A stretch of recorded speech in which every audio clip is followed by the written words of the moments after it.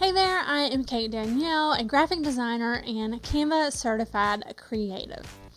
I am often asked, should I pay for Canva? And what is the differences between Canva, Canva for Work, and Canva Pro? So today, I'm going to tell you.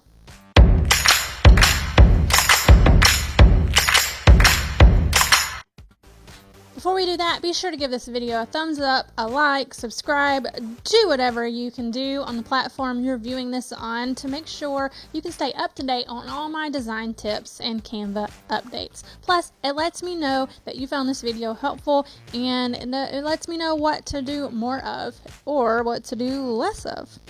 Let's jump into Canva. So, first of all, Canva for Work, which was the paid version of Canva, just simply renamed itself, and it's now called Canva Pro. So really, it's the free version of Canva or Canva Pro. Now that that's out of the way, let's look at some of the differences. You'll see here that I've also made a fun little graphic that you can go find on my blog to have sort of a printed out version of all the different. So the first big difference between Canva and Canva Pro is in Canva Pro, you get to upload your own fonts. Plus, you also get more free fonts. So in the free version, they have fonts provided that you can use commercially for your projects. But you can see right here, it says you can upload fonts or use their over 500 exclusive fonts. So if you'll notice, when I come click up here, all of these that, once it loads, have the little crown are premium fonts that come with my Canva Pro account. And all of these up here are my uploaded fonts. Now this used to be limited, but I know I'm past that limit, so I think either the limit is gone or it's exceeded, which I haven't met the limit yet. So I might need to ask about that. Now, the second thing is the photos and creative elements. In the free version of Canva, there is a limited option of free photos and elements, but all of the ones they have for purchase are $1 to use. So let's go find a premium photo. And if I click on remove watermark, I get these options. I can pay $1 and use it in this design, or I can pay $10 to have it to use across multiple designs, and then there's this whole extended use. But most of you will fit under the multiple use or the one-time use. Now you'll notice that I said I have Canva Pro. There are still some premium things to purchase in Canva Pro. That is often a misconception that when you pay for Canva Pro, you get everything free. The difference though is there are tons, I thought I was going to have a number here. I do not. It says there are tons more free photos and elements.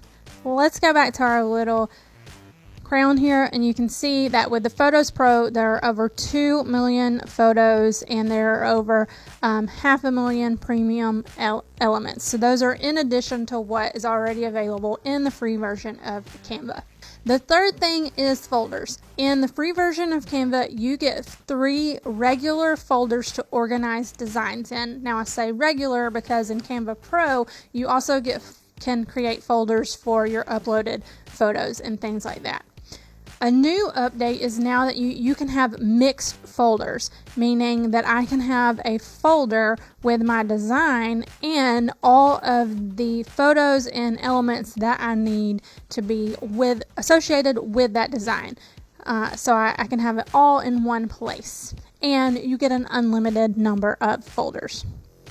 The next difference is templates.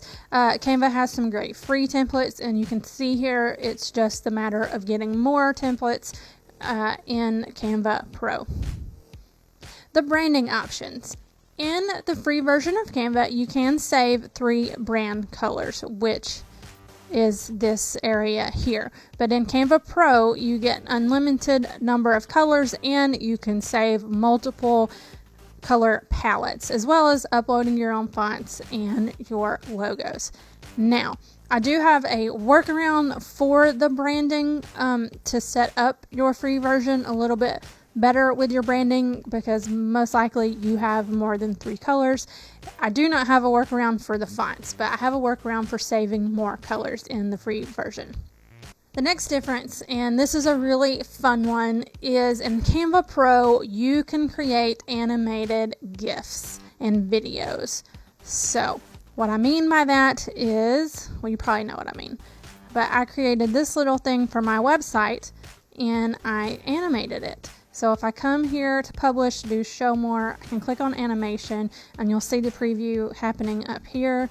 I can click these different things, and when I download it, it will look like that on my screen. You can also work with video in the Pro version. So I can put a video in here and be able to download it as a video. I've tested this in the free version, and while it let me play around with the video, you don't have that download option. The next difference is in Canva Pro, you're able to search for your own designs. Of course, this one only matters if you name things in a good way, which I have a bad habit of not naming things and just letting whatever populates up here be the name. I'm trying to be better about that, but you can come out here, and if you're searching for pins, say I think I named something pins for Q3 or Q3 pins. Yes, I can see it popping up here. So that saves lots of time. The next difference is in Canva Pro, you have the magic resize and custom resize options. However, in the free version, there is a hack for this. It's a little more seamless in Canva Pro, where I can come up here, I can resize something to a custom dimension. So say I wanted to turn this into something bigger, I can set that in, copy and resize, or I can select lots of different things and it's gonna start populating them in the different sizes. A lot of times you still have to make some minor adjustments to make it fit the new size. The hack is you can just create a new document and copy and paste, which I have videos on that you can watch. Another really big one for Canva Pro is you can save PNGs with a transparent background. So this is sort of like a logo or something you don't want to have a white background. You can only do that in Canva Pro. And you do that by when you go to download, you have to change it to a PNG, of course, and check transparent background. The next one is the scheduler, which I have not used a whole lot because, you know, there's lots of talk on whether social platforms like this or not. So it's something I need to explore more. But you can schedule things right out to different social platforms. So if I click on schedule, I can select the pages. I'm just going to click one and click schedule, and it usually takes quite a bit of time. But it looks like it's going fast for us today. Yay. And you can select whatever connected accounts. You can write a caption. I'm going to X out of that. Discard changes. And then these are all my drafts. But I believe once you have something scheduled, you can view it on a calendar. And then the last big difference I have for you is that in the Pro version of Canva, you have some high-res download options. And I'm noticing that does not need to be capitalized. If I come up here and download this, you see that I have like a PDF standard and a PDF print. If I come to one of the different ones, you can see I have options to save it as lower qualities. I can save it to twice as big, which this is a great feature for if you're creating something for, say, Facebook, and you've used the recommended dimensions, but when you're downloaded your design and then put it on Facebook, Facebook compresses it and makes it look all ugly. A lot of times the fix is just to make it twice as big in Canva, and so this saves you some time doing that. So those are pretty much the major differences between Canva and Canva Pro, but I wanted to touch on why I like to use Canva Pro. The first reason is that I needed the extra organization features. Because I have a template shop and I do things for clients, I really needed to have all of that stuff in different folders. So the limited of 3 folders just wasn't working for me. I needed more organization features. The second thing is I really do like to use my own fonts. I like the ability to upload my own fonts, and I really like the transparent PNGs. Of course, I have Photoshop, so that one wasn't huge for me, but I do use it since I have Canva Pro. I also really like to make GIFs with Canva because it's quick and easy. I like to make like sort of like a flashing GIF, or I have the rising one that says like the special deal for you that I showed.